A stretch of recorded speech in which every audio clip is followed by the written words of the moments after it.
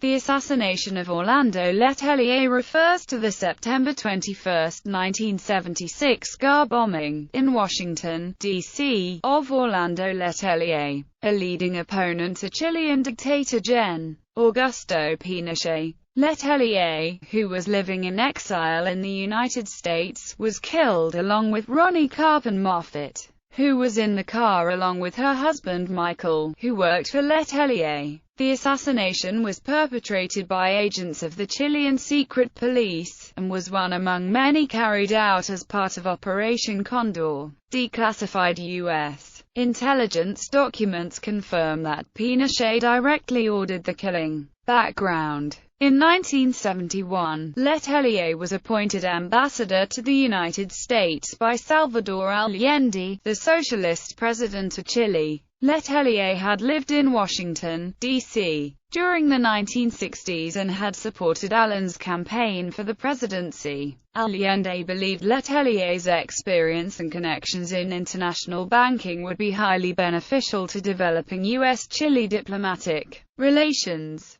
During 1973, Letelier served successively as Minister of Foreign Affairs, then Interior Minister, and, finally, Defense Minister. After the Chilean coup of 1973 that brought Augusto Pinochet to power, Letelier was one of the first members of the Allende administration to be arrested by the Chilean government and sent to a political prison in Tierra del Fuego. He was held for 12 months in different concentration camps, suffering severe torture. First at the Tacna Regiment, then at the military academy. Later he was sent to a political prison for 8 months at Dawson Island. From there he was transferred to the basement of the Air Force War Academy, and finally was sent to the concentration camp of Ritoque. Eventually, international diplomatic pressure, especially from Diego Arria, then governor of the city of Caracas, Venezuela, and United States Secretary of State Henry Kissinger, resulted in the sudden release of Letelier on the condition that he immediately leave Chile. He was told by the officer in charge of his release that the arm of Dina is long. General Pinochet will not and does not tolerate activities against his government. This was a clear warning to Letelier that living outside of Chile wouldn't guarantee his safety. After his release in 1974, he moved to Washington, D.C., where he became a senior fellow of the Institute for Policy Studies,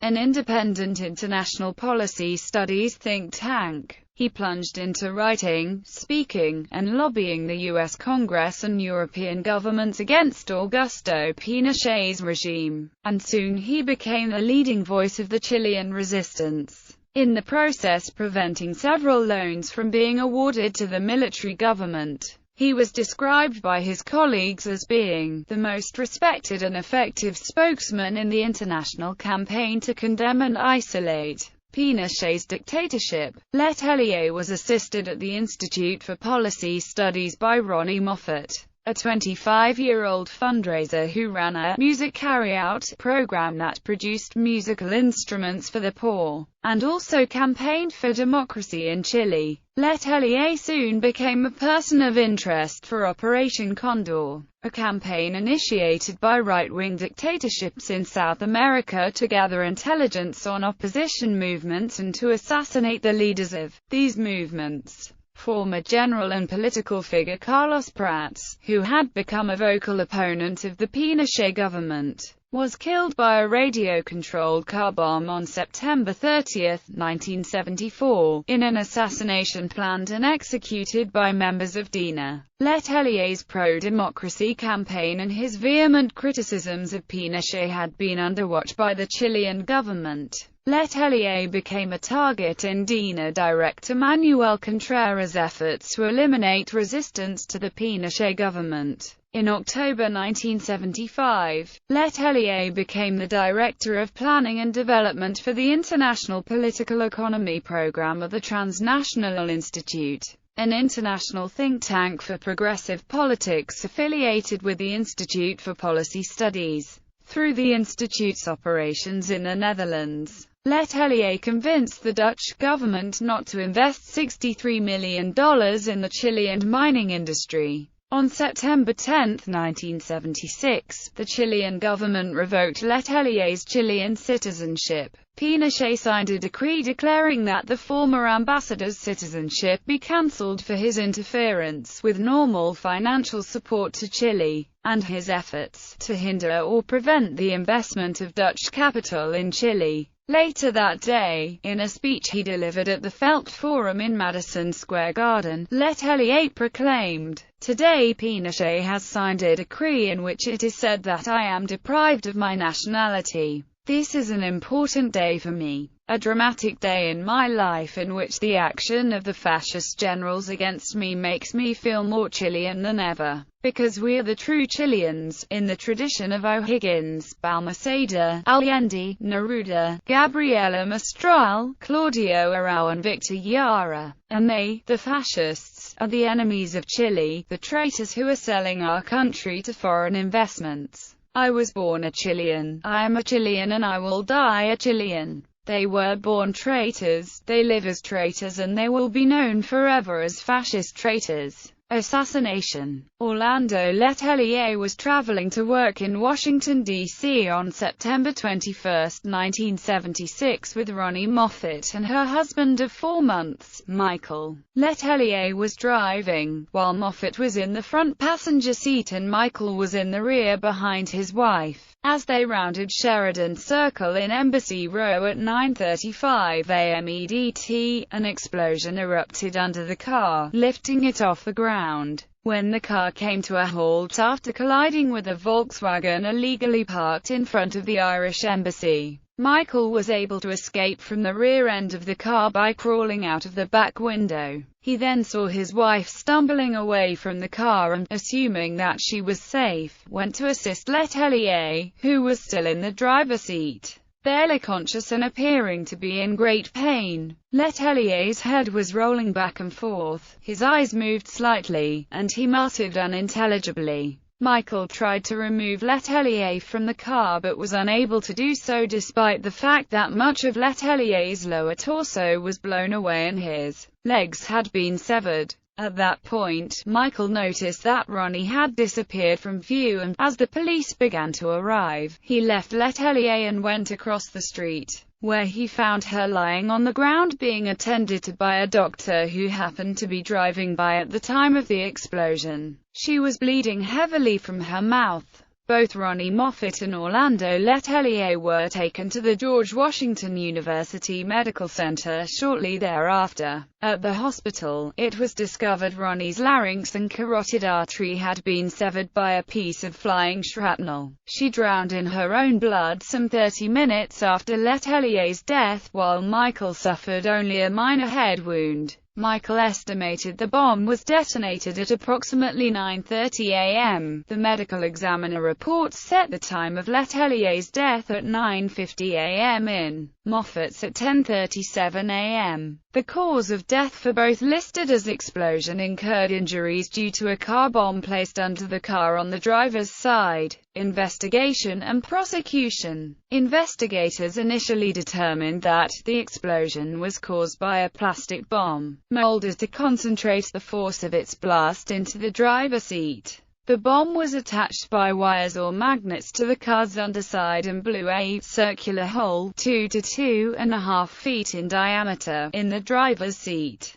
The bomb was not believed to have been controlled by a timing device or a remote-controlled detonator. In the days after the incident, spokespersons for the United States Department of State said the department expresses its gravest concern about Dr. Orlando Letelier's death due to the assassination of Pratt and the attempted assassination of Bernardo Leighton. The incident was believed to have been the latest of a series of state-sponsored assassination attempts against Chilean political exiles. A spokesman for the Federal Bureau of Investigation said that this was the first incident of violence against Chilean exiles on American soil, according to agency records. The FBI eventually uncovered evidence that Michael Townley, a Dino U.S. expatriate, had organized the assassination of Orlando Letelier on behalf of Chile. Townley and Armando Fernandez Larios, who was also implicated in the murder, had been given visas to enter the United States. In 1978, Chile agreed to turn Townley over to the United States, where he began to testify extensively.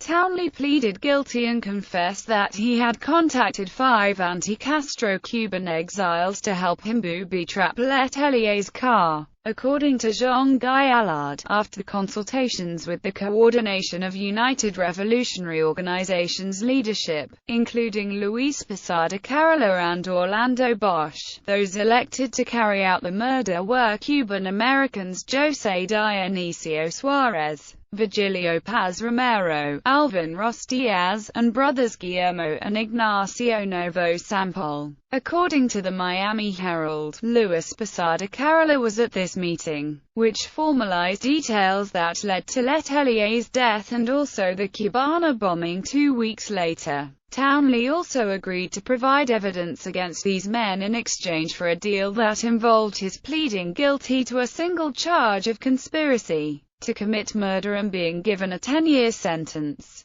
His wife, Mariana Collegius, also agreed to testify in exchange for not being prosecuted. On January 9, 1979, the trial of the Novo Sampol brothers and Diaz began in Washington. All 3 were found guilty of murder. Guillermo Novo and Diaz were sentenced to life imprisonment. Ignacio Novo received 8 years. However, the 3 were acquitted at a new trial. Townley served about half of a 10-year sentence and was freed under the Witness Protection Program. Dionisio Suarez and Virgilio Paz remained fugitives until they were apprehended in the 1990s. They pleaded guilty and served short sentences. In 1987, Larios fled Chile with the assistance of the FBI, claiming he feared that Pinochet was planning to kill him because he refused to cooperate and cover up activities related to the Letelier murder. On February 4, 1987, Larios pled guilty to 1 count of acting as an accessory to the murder. In exchange for the plea and information about the plot, the authorities dropped the charges. Several other people were also prosecuted and convicted for the murder. Among them were General Manuel Contreras, former head of the DINA, and Brigadier Pedro Espinosa Bravo, also formerly of the DINA.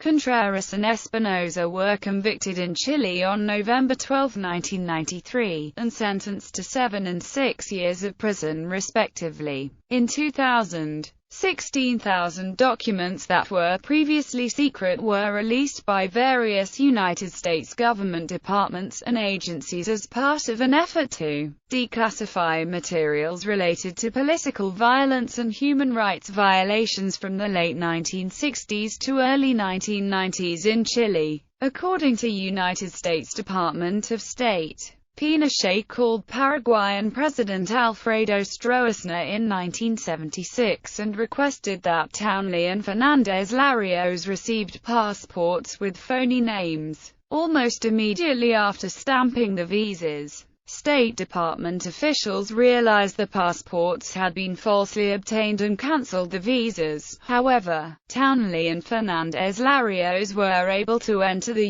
U.S. in August 1976. Pinochet, who died on December 10, 2006, was never charged in relation to this case. Orlando Letelier's son, a representative Juan Pablo Letelier, gave this testimony. "What I have said once and again because I was taught to say the truth is that there is no evidence whatsoever from the thousands of pages of the process that may allow to affirm that there was participation of the Chilean army nor of its commander-in-chief in the assassination of Orlando Letelier." Allegations of U.S. knowledge. Allegations of U.S. early knowledge of the Letelier assassination hinge on the communiques of U.S. Ambassador to Paraguay, George Landau, with the State Department, and other U.S. government agencies. When Townley and his Chilean associate tried to obtain B2 visas to the United States in Paraguay, Landau was told by Paraguayan intelligence that these Paraguayan subjects were to meet with General Vernon A. Walters in the United States, concerning CIA business.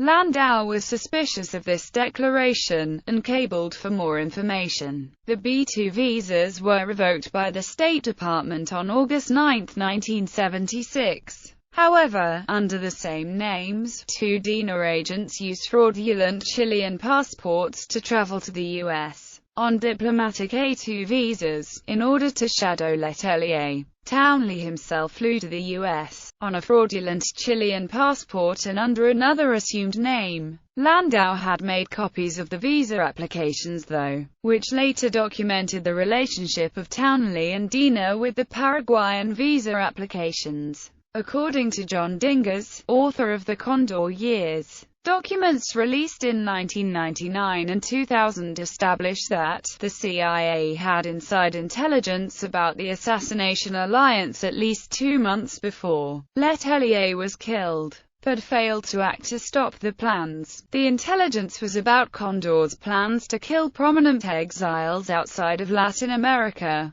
but did not specify Letelier was the target. It also knew about a Uruguayan attempt to kill U.S. Congressman Edward Koch, which then CIA Director George H.W. Bush warned him about only after Orlando Letelier's murder. Kenneth Maxwell points out that U.S. policymakers were aware not only of Operation Condor in general, but in particular, that a Chilean assassination team had been planning to enter the United States a month before the Letelier assassination. Kissinger ordered that the Latin American rulers involved be informed that the assassination of subversives, politicians and prominent figures both within the national borders of certain Southern Cone countries and abroad, would create a most serious moral and political problem. Maxwell wrote in his review of Peter Kornbluh's book, "This demarque was apparently not delivered." The U.S. Embassy in Santiago demurred on the ground that to deliver such a strong rebuke would upset the dictator, and that, on September 20, 1976, the day before Letelier and Moffat were killed, the State Department instructed the ambassadors to take no further action with regard to the Condor scheme. Maxwell, 2004, 18. On April 10, 2010, the Associated Press reported that a document discovered by the National Security Archive indicated that the State Department communique that was supposed to have gone out to the Chilean government warning against the assassinations had been blocked by then-Secretary of State Henry Kissinger. The briefcase affair. Allegedly during the FBI investigation into Letelier's assassination, the contents of the briefcase he had with him were copied and leaked to op-ed columnists Roland Evans and TV host Robert Novak of The Washington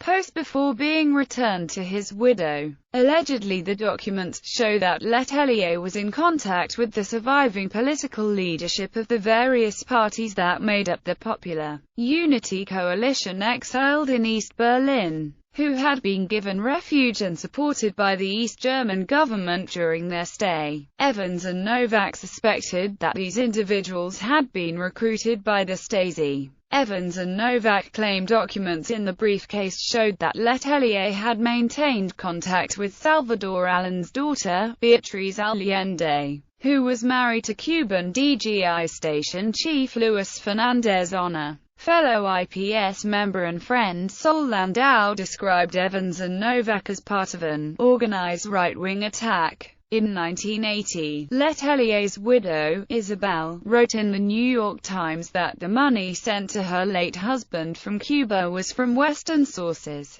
and that Cuba had simply acted as an intermediary.